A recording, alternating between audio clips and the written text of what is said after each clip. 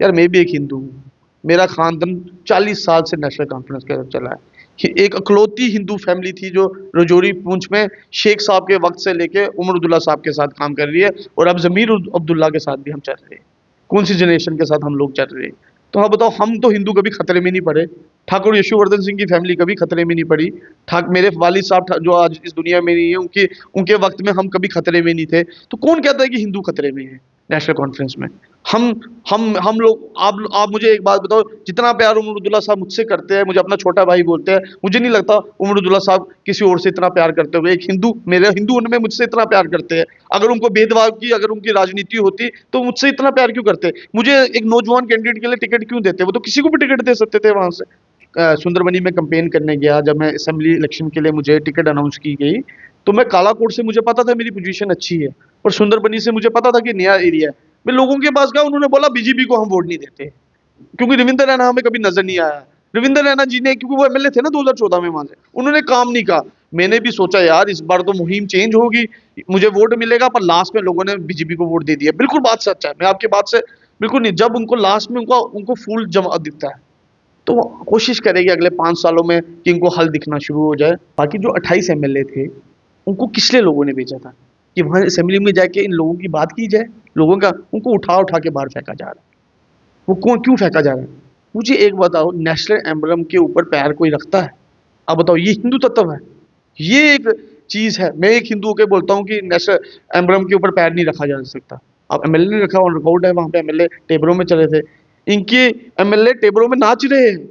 वो, मैं as a पहाड़ी, मैं एक पहाड़ी हूँ, मैं रजौरी पुंछ से तलक रखता हूँ। हमारी 36 साल उम्र थी, 38 हो गई है, क्योंकि एज ए हम पहाड़ी है, तो पहाड़ियों में हम एसटी कैटेगरी में आ चुके हैं। तो 2 साल हमारे बच्चों को वक्त मिल गया ज्यादा। तो ये सबके लिए एक अच्छा, यूथ के लिए एक बहुत बड़ा फैसला है। अगर उमर साहब ने पहली स्ट्रोक खेली है तो वेट करो ना सर। मैच अभी T20 मैच पहला हुआ है, अभी बहुत बड़ी टूर्नामेंट है, अभी टेस्ट सीरीज खेलनी है, अभी वर्ल्ड कप आना है। टाइम का वेट करो, अभी 15 दिन हुए ही नहीं हमें कुर्सी में बैठे हुए। अभी छोटे छोटे फैसले हमने कर दिए, तो बड़े बड़े फैसले भी हम करेंगे। किसी एसएसपी को कांस्टेबल बनते हुए देखा है? हमें यूटी से, हमें स्टेट से यूटी बनाया, हमारी डिमोशन की गई। क्या हम डिजर्व करते थे जम्मू कश्मीर के लोग? अब एक सियासत को एक तरफ छोड़ दीजिए, क्या जम्मू कश्मीर के व्यापारी डिजर्व करते थे यहाँ के कि दरबार मूव बंद किया जाए यहाँ पे? नेशनल कॉन्फ्रेंस की सरकार ने आते ही लोगों के लिए काम करने का जो प्रोसेस है उसे शुरू कर दिया है। अगर कल की बात करें तो डेली वेजर जो सबसे बड़ा इशू है पूरे जम्मू कश्मीर में, और उसके साथ कंट्रेक्चुअल एम्प्लॉयज, उनके लिए भी कहा गया कि उनके लिए रेगुलाइजेशन पॉलिसी जो है वो बहुत जल्द आने वाली है।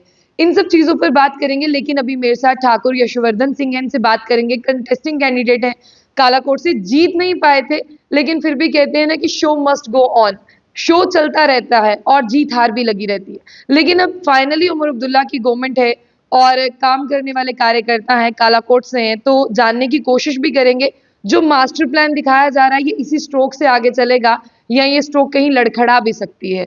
तो यशवर्धन सिंह जी, मुझे ये बताइए कि सबसे पहले जिस तरह से आप कंटेस्टिंग कैंडिडेट हैं, आपने वोट लिया, लेकिन कहीं ना कहीं कुछ कमियां रहती हैं, तो आप उस कमी का कारण किसे मानते हैं?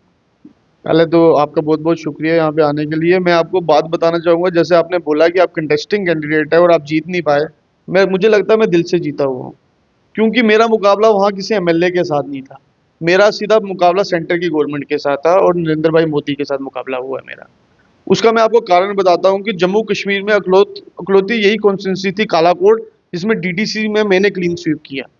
3 की 3 सीटें हमने जीती नेशनल कॉन्फ्रेंस में। उसमें 2 सीटें मैंने घर से जीती। मेरी मदर डीडीसी थी और मेरे चाचा छोटे वाले वो डीडीसी बने, और मेरी एक छोटी बहन शमीमा अख्तर डीडीसी बनी। ये कारण रहा कि इन्होंने डीलिमिटेशन में 35,000 वोट, आप सारी कॉन्स्टिट्यूंसी में जाके देख लीजिए, इतनी डीलिमिटेशन कहीं नहीं की। 35,000 वोट निकाल के इन्होंने अलग अलग कॉन्स्टिट्यूंसी में डाल दिया कालाकोट का, और मेरे साथ सुंदरबनी का एरिया लगाया। तो डीलिमिटेशन में इन्होंने किया। मुझे काफी लोगों ने बोला कि आप रजौरी से कंटेस्ट करें, आप कालाकोट में, क्योंकि डीलिमिटेशन हो गई है, तो रजौरी में मेरा 30,000 वोट गया रजौरी कॉन्स्टिट्यूंसी में। तो लोगों ने मुझे बोला वहां से कंटेस्ट करें, पर मैं कालाकोट से कंटेस्ट इसलिए करना चाहता था क्योंकि मेरे वालिद साहब ने मरने से पहले, इस दुनिया से जाने से पहले, आखिरी इलेक्शन उस कॉन्स्टिट्यूंसी लड़ी थी। तो मेरा फर्ज बनता था कि उनकी लेगेसी को आगे लेना है, तो मुझे अपने एरिया से शुरुआत करनी है सियासी कैरियर की। तो मैंने सियासी कैरियर की शुरुआत की, और मैंने 22,000 वोट लिया, और 22,000 वोट इस वक्त में कोई छोटा वोट नहीं होता अगर आप ईमानदारी से वोट लो तो। जो मेरा 22,000 वोट था वो ईमानदारी का वोट था, और जो बाकी लोगों का वोट था, चाहे जो इलेक्शन एमएलए भी बन गए, उन्होंने वोट कैसे लिया, आप जब उनका इंटरव्यू लोगे आपको बेहतर बताएंगे कि किस तरीके से उन्होंने पैसे बांट के वोट लिया, किस तरीके से लोगों को धमका के वोट लिया। उन्होंने खाली सियासत, एक तरफी सियासत की। उन्होंने बोला कि जम्मू में हमने हिंदू चीफ मिनिस्टर बनाना है, हिंदू खतरे में है। उन्होंने ये पॉइंट स्टार्ट कर दिए मेरी कॉन्स्टिट्यूंसी में। तो काफी फैक्टर्स रहे मेरी हार के, पर मैं अभी भी कहता हूं कि मैं हारा नहीं हूं, मैं जीता हूं, क्योंकि सरकार नेशनल कॉन्फ्रेंस की बन गई है। और मेरे जिनका मैं कायद हूं, जिनके साथ मैं काम करता हूं, जनाब उमरुदुल्ला साहब चीफ मिनिस्टर की कुर्सी में बैठ गए। अगर वो चीफ मिनिस्टर बन गए तो हम सारे एमएलए हैं नेशनल कॉन्फ्रेंस के। लेकिन जिस तरह से उमर अब्दुल्ला तो सीएम है, लेकिन पहले से ही था ना कि वही आने वाले सीएम होंगे अगर नेशनल कॉन्फ्रेंस आती है। ऐसा नहीं होता है कि जब भी हाँ एमएलए चुन के आते हैं तो एमएलए एक मीटिंग करते हैं, उसमें फैसला किया जाता है कि चीफ मिनिस्टर किसको बनाना है।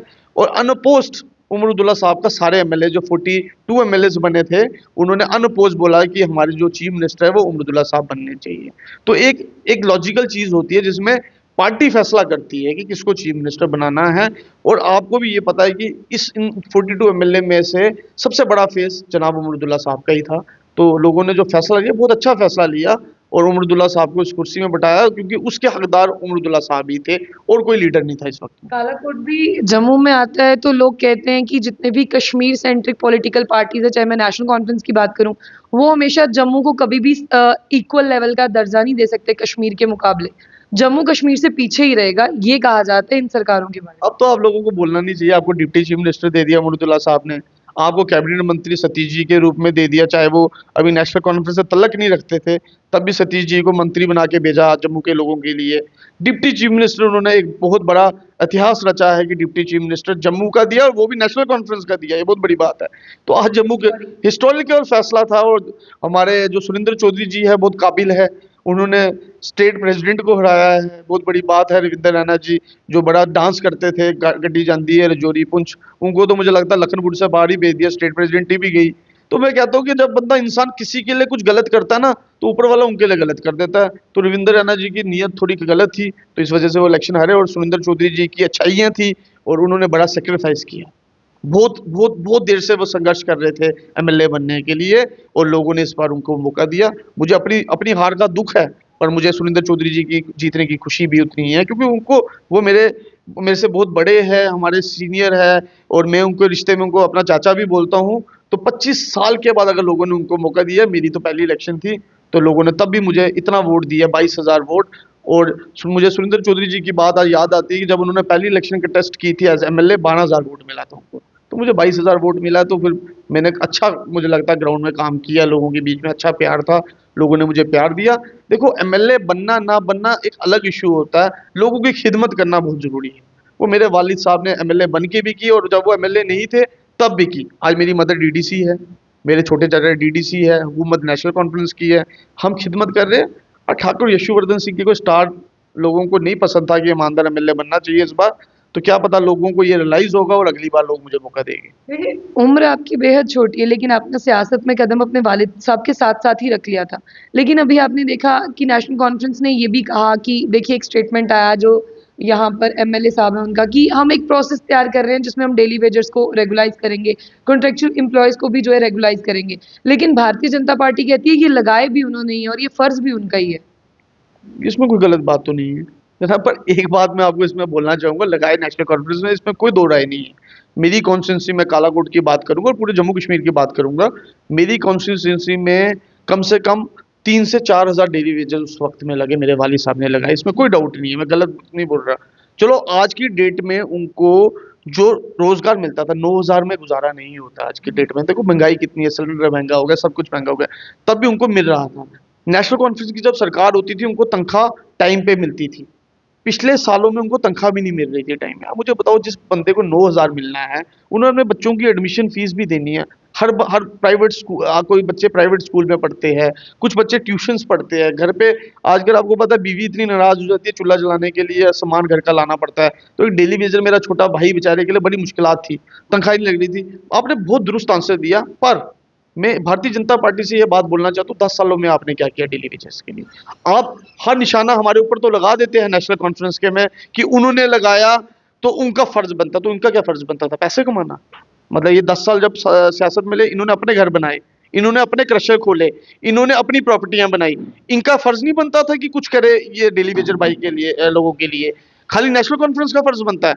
हमारा फर्ज जरूर बनता है और हम करेंगे इनके लिए। आपको पता है इसके लिए जनाब उमर अब्दुल्ला साहब और मंत्रियों ने इसके लिए शुरू कर दिया। देखो हमारे हाथ में भी जो कुछ है वही हम कर सकते हैं।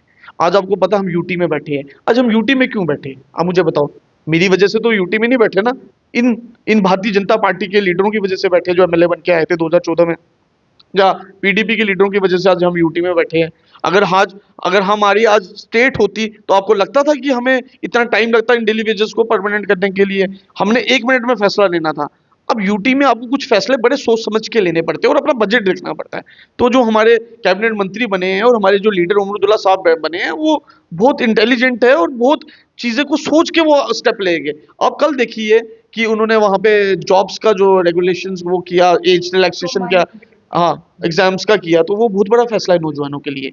अब आप बोलोगे उसमें क्या फायदा हुआ? मैं एज ए पहाड़ी, मैं एक पहाड़ी हूँ, मैं रजौरी पुंछ से तलक रखता हूँ। हमारी 36 साल उम्र थी, 38 हो गई है, क्योंकि एज ए हम पहाड़ी है, तो पहाड़ियों में हम एसटी कैटेगरी में आ चुके हैं। तो 2 साल हमारे बच्चों को वक्त मिल गया ज्यादा। तो ये सबके लिए एक अच्छा, यूथ के लिए एक बहुत बड़ा फैसला है। अगर उमर साहब ने पहली स्ट्रोक खेली है तो वेट करो ना सर। मैच अभी T20 मैच पहला हुआ है, अभी बहुत बड़ी टूर्नामेंट है, अभी टेस्ट सीरीज खेलनी है, अभी वर्ल्ड कप आना है। टाइम का वेट करो। अभी 15 दिन हुए ही नहीं हमें कुर्सी में बैठे हुए। अभी छोटे छोटे फैसले हमने कर दिए, तो बड़े बड़े फैसले भी हम करेंगे। मास्टर स्ट्रोक के साथ साथ आपने जम्मू कश्मीर के लोगों की दुखती रग पर हाथ रखा है।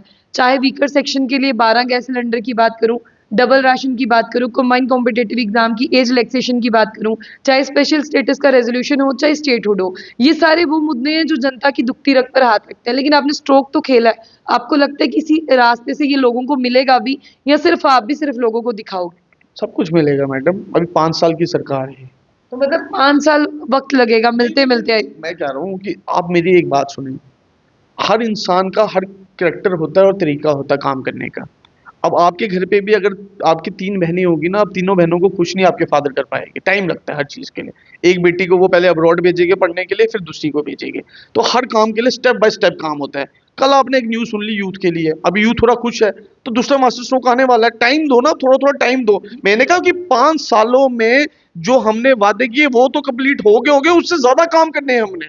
हमने डेवलपमेंट के काम भी करने हैं, हमें रोडों के काम करने हैं, हमने पानी की स्कीमों को ठीक करना है, और जो पुरानी हुकूमतों ने जो करप्शन की हुई है उसको सुधारना है। हमने बहुत काम है करने के लिए।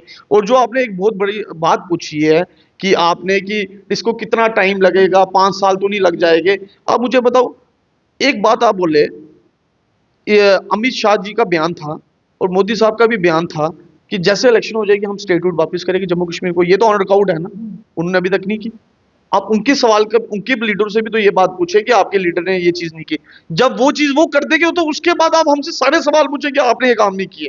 वो भी तो टाइम लगा रहे हैं ना हर चीज के लिए, सोच रहे हैं ना, वो भी सोच समझ के फैसले ले रहे हैं। जब वो फैसले ले लेंगे, आप मुझे बताओ, कभी भी आपने किसी एसएसपी को कांस्टेबल बनते हुए देखा है? हमें यूटी से हमें स्टेट से यूटी बनाया, हमारी डिमोशन की गई। क्या हम डिजर्व करते थे जम्मू कश्मीर के लोग? अब एक सियासत को एक तरफ छोड़ दीजिए, क्या जम्मू कश्मीर के व्यापारी डिजर्व करते थे यहाँ के कि दरबार मूव बंद किया जाए यहाँ पे? उससे या क्या फर्क पड़ता है? लोगों ने वोट तो तब भी भारतीय जनता पार्टी को दिया। तो वो लोगों से पूछो ना कि क्यों दिए। आज तो तरस रहे हैं वो। आज तो वो कहते हैं कि हमसे गलत फैसला हो गया।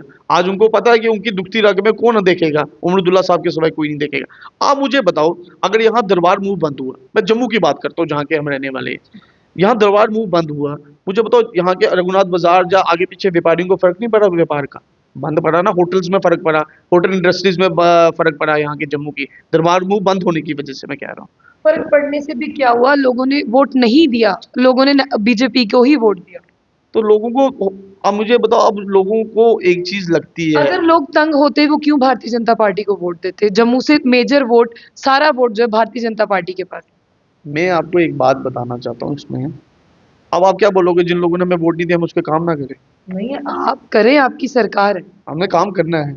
हमें उन लोगों का काम भी करना है जिन्होंने हमें वोट दिए हैं, और जिन्होंने हमें नहीं दिए कोई वोट करना है। हमने दिल जीतने के लिए आए।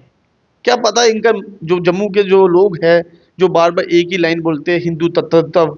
यार मैं भी एक हिंदू हूँ, मेरा खानदान 40 साल से नेशनल कॉन्फ्रेंस के चला है। कि एक अकलौती हिंदू फैमिली थी जो रजौरी पूंछ में शेख साहब के वक्त से लेके उमर अब्दुल्ला साहब के साथ काम कर रही है, और अब ज़मीर अब्दुल्ला के साथ भी हम चल रहे हैं। कौन सी जनरेशन के साथ हम लोग चल रहे हैं? तो हाँ बताओ, हम तो हिंदू कभी खतरे में नहीं पड़े। ठाकुर यशुवर्धन सिंह की फैमिली कभी खतरे में नहीं पड़ी। मेरे वालिद साहब जो आज इस दुनिया में नहीं है, उनके उनके वक्त में हम कभी खतरे में नहीं थे। तो कौन कहता है कि हिंदू खतरे में है नेशनल कॉन्फ्रेंस में? हम हम लोग, आप मुझे एक बात बताओ, जितना प्यार उमर अब्दुल्ला साहब मुझसे करते हैं, मुझे अपना छोटा भाई बोलते हैं, मुझे नहीं लगता उमर अब्दुल्ला साहब किसी और से इतना प्यार करते हुए, एक हिंदू, मेरे हिंदू उनमें मुझसे इतना प्यार करते हैं। अगर उनको भेदभाव की, अगर उनकी राजनीति होती तो मुझसे इतना प्यार क्यों करते? मुझे एक नौजवान कैंडिडेट के लिए टिकट क्यों देते? वो तो किसी को भी टिकट दे सकते थे वहां से। उमर साहब कभी ये चीज नहीं देखते हैं कि वो हिंदू है या मुसलमान है। हिंदू उमर साहब हमेशा एक सेकुलर खानदान के लीडर है। शेख साहब ने भी ये मुहिम रखी थी, फारूक अब्दुल्ला साहब की भी ये बात थी, उमर अब्दुल्ला साहब की भी ये बात है, और उनकी आने वाली नस्ल भी यही काम करेगी। ये, और आप जो बात सवाल था वो मैं जवाब उसका देना चाहूंगा कि हमें लोग वोट क्यों नहीं देते हैं। मैं शिकार हूँ। मैं सुंदरबनी से हारा हूँ इलेक्शन, कालाकोट सुंदरबनी से। लोगों ने बोला, मैं आपको बताना चाहूंगा मैडम, आपके नोटिस में आपके माध्यम से लोगों तक लाना चाहूंगा। जब मैं सुंदरबनी में कैंपेन करने गया, जब मैं असेंबली इलेक्शन के लिए मुझे टिकट अनाउंस की गई, तो मैं कालाकोट से मुझे पता था मेरी पोजीशन अच्छी है, और सुंदरबनी से मुझे पता था कि नया एरिया है। मैं लोगों के पास गया, उन्होंने बोला बीजेपी को हम वोट नहीं देते, क्योंकि रविंद्र रैना हमें कभी नजर नहीं आया। रविंद्र रैना जी ने, क्योंकि वो एमएलए थे ना 2014 में वहां से, उन्होंने काम नहीं कहा। मैंने भी सोचा यार इस बार तो मुहिम चेंज होगी, मुझे वोट मिलेगा, पर लास्ट में लोगों ने बीजेपी को वोट दे दिया। बिल्कुल बात सच है, मैं आपकी बात से बिल्कुल नहीं। जब उनको लास्ट में उनको उनको फूल जमा दिखता है, तो वो कोशिश करेगी अगले 5 सालों में कि इनको हल दिखना शुरू हो जाए। अगली बार इनको हल दिखवाएंगे जम्मू के लोग। एक छोटा सा सवाल पूछूंगी, आप 5 साल अपनी सरकार को चलाने के सपने देख रहे हैं, भारतीय जनता पार्टी कहती है सरकार चलेगी कब तक? आप ही ने कहा ना कि अभी 5 साल है, हम काम करेंगे, लेकिन वो कहते हैं ये सरकार कब तक चलेगी? मुझे आप एक छोटी सी बात बताएं। आप शायद असेंबली आपने देखी होगी, अभी जो पिछले 4 दिन की असेंबली थी, इनको जो एमएलए भेजे थे 28 एमएलए, 29 थे। एक तो हमारे देवेंद्र सिंह राणा साहब इस दुनिया में नहीं रहे। बाकी जो 28 एमएलए थे, उनको किसले लोगों ने भेजा था कि वहां असेंबली में जाके इन लोगों की बात की जाए? लोगों का उनको उठा उठा के बाहर फेंका जा रहा है। वो कौन, क्यों फेंका जा रहा है? मुझे एक बताओ, नेशनल एम्बलम के ऊपर पैर कोई रखता है? आप बताओ, ये हिंदू तत्व है? ये एक चीज है। मैं एक हिंदू के बोलता हूँ कि नेशनल एम्बलम के ऊपर पैर नहीं रखा जा सकता। अब एमएलए ने रखा, ऑन रिकॉर्ड है, वहां पे एमएलए टेबलों में चले थे। इनके एमएलए टेबलों में नाच रहे हैं, और जो लेडी एमएलए है उनको भी उठा के बाहर फेंका जा रहा है। शगुन बिहार जी को, जो एक नौजवान थी, लोगों की मिसाल थी, लोगों ने किश्तवाड़ से उनको वोट दिया, उनको भी लोगों की बात करनी चाहिए थी, उनको भी उठा के बाहर किया गया। तो मुझे आप एक बात आप आपके बताए कि इन लोगों को लोगों ने चुन के क्यों भेजा था असेंबली में? कि पानी की बात करेंगे, बिजली की बात करेंगे, रोड कनेक्टिविटी की बात करेंगे, स्कूल अपग्रेडेशन की बात करेंगे, हॉस्पिटल की बात करेंगे। वो बस असेंबली नहीं चलने देते और बाहर उठा के फेंका जाता है। मुझे एक बात बताओ, जिन एमएलए को उठा के बाहर फेंका जा रहा है, वो अपने लोगों की क्या खिदमत करेंगे? वो अपने लोगों को क्या बचा सकते हैं? आप खुद बताओ ना। जिनके एमएलए की इज्जत नहीं है असेंबली के अंदर, वो अपने लोगों के क्या काम करेंगे? तो मैं आपको यही बात बोलना चाहता हूँ कि इन एमएलए ने वोट लिया खाली नाम पे कि हम हिंदू चीफ मिनिस्टर बनाएंगे, हिंदू चीफ मिनिस्टर बनाएंगे, हिंदू चीफ मिनिस्टर बनाएंगे। यार कैसे बनाओगे? और आपके कुछ जर्नलिस्ट बोलते थे डोगरा चीफ मिनिस्टर लाओ, डोगरा चीफ मिनिस्टर लाओ, डोगरा चीफ मिनिस्टर लाओ। कैसे जनाब? लोगों का ये है। आपने देखा कश्मीर के लोगों ने वन साइडेड वोट किया उमर अब्दुल्ला साहब को। रजौरी पुंछ के लोगों ने, खाली नीचे वाला खिता छोड़ दो, मेरा वाला एरिया, वन साइडेड वोट किया नेशनल कॉन्फ्रेंस को। चिनाब वैली में लोगों ने नेशनल कॉन्फ्रेंस को वोट किया। कुछ सीटें हम हार गए, पर आप देखे जो शहजाद किचलू साहब इलेक्शन हारे, 500 वोटों से इलेक्शन हार नहीं होती है। ये एक मिसमैनेजमेंट हो जाती है 500 वोटों की। वो हमारी पूजा ठाकुर हारी 1400 वोटों से, वो मिसमैनेजमेंट होती है। हम लोग, जो मैं इलेक्शन हारा, वो कोई इलेक्शन नहीं हारा, वो वन साइडेड एक एरिया चला गया सुंदरबनी का, और हमने वोट ठीक ठाक लिए। तो मतलब हमारी हारियां वोट पॉपुलेशन देखोगे, जहां पे हम सीटों में हारे हैं, हमने 20-20 हजार वोट लेके इलेक्शन हारे हैं, 22-22 हजार वोट लेके। तो मुझे जिस इंसान के साथ 22,000 लोग होते हैं ना, वो एक छोटा मोटी पर्सनैलिटी हो, वो एमएलए के बराबर ही होता है। हम लोग अपने आप को हारा को मानते इसलिए नहीं है। बार बार ये सवाल आता है कि आप हारे हो, आप हारे हो, आप हारे हो। हम नहीं हारे, हमारे लोग हार गए, जिन लोगों ने हमें वोट नहीं दिया। आज अगर मेरे को एमएलए बना के लोगों ने असेंबली में भेजा होता, तो मैं लोगों की बात करता असेंबली में जाके। मैं एक पढ़ा लिखा लॉ ग्रेजुएट था, मैं बात करता, मुझे कानून का पता है। जिसको आपने एमएलए बना के भेजा वो 12वीं पास भी नहीं है। अब मुझे बताए, लोगों की मेंटेलिटी ये है, उन्होंने चंद चंद चंद रुपए लेके उनको वोट दी दी है। अब मुझे बताओ, जो इंसान ने पैसे देके वोट लिए हो, वो लोगों का काम करेगा? आप खुद बताइए, आपके माध्यम से मैं लोगों से पूछ रहा हूँ। आज मैं असेंबली में होता, आज मेरी हुकूमत थी, मेरी अगर हुकूमत थी तो मैंने 50 प्रोजेक्ट लाने थे कालाकोट और सुंदरबनी के लोगों के लिए। आज वो मैं लाऊंगा, अभी भी काम तो मैं ही करूंगा वैसे उनके, पर कुछ हद तक करूंगा ना। अब सारे काम तो मैं नहीं कर सकता ना। अगर इन्होंने मुझे जता के भेजा होता तो आज बड़ी डेवलपमेंट होती मेरे इलाके में। तो मैं आपको यही बात बताना चाह रहा हूँ, आप बार बार पूछते हो जम्मू जम्मू जम्मू, जम्मू का दिल अगली 5 सालों में हम जीतने की कोशिश करेंगे। अगर अब भी लोग दिल नहीं जीत पाए अगर हम जम्मू वालों का, तो फिर सारी उम्र नहीं जीत सकते, क्योंकि जम्मू के लोग हमेशा ये बात बोलते हैं। आपने सही बात बोली कि वोट बीजेपी को पड़ा, पर इस बार उमरदुल्ला साहब ने मास्टर स्ट्रोक खेली है, जो सुरेंद्र चौधरी जी को डिप्टी चीफ मिनिस्टर बनाया, सतीश शर्मा को कैबिनेट मंत्री बनाया है, तो ये भी जम्मू के, और जावेद राणा साहब पीर पंजाल से, वो भी जम्मू से है। तो आपने जब कैबिनेट की ओट देखी थी, तो आपने देखा नहीं बिल्कुल बैलेंस था वहाँ पे। पहली बार आपने देखा कि पूरा ऐसा सिस्टम चला। तो उमर साहब इस बार बहुत बड़ी लंबी सोच से आए हैं, और मेरे को यकीन है कि उमरदुल्ला साहब अब 15-20 साल इस कुर्सी को नहीं छोड़ने वाले, ये मुझे यकीन है। चलिए, शुक्रिया। तो ठाकुर यशवर्धन सिंह थे हमारे साथ, बहुत सारी बातें इन्होंने कही, लेकिन अब फाइनली जनता की कॉल है कि जनता क्या समझती है कि आने वाले 5 साल जो हैं वो जम्मू से नेशनल कॉन्फ्रेंस के दिखते हैं या नहीं, ये जनता कमेंट बॉक्स में बताएं।